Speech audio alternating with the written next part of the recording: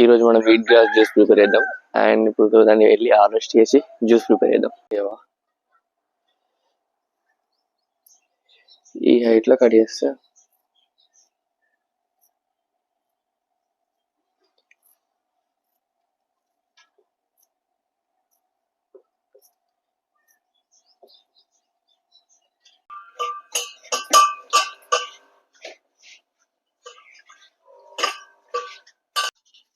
దీన్ని మిక్సీలో వేసుకొని అండ్ చిన్న అల్లం ముక్క కూడా పీసెస్ వేసుకొని ఇందులో వేస్తున్నా.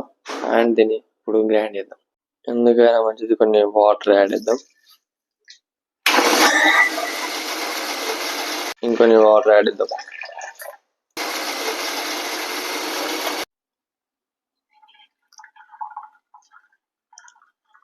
అండ్ ఫైనల్లీ ట్రై చేస్తున్నా.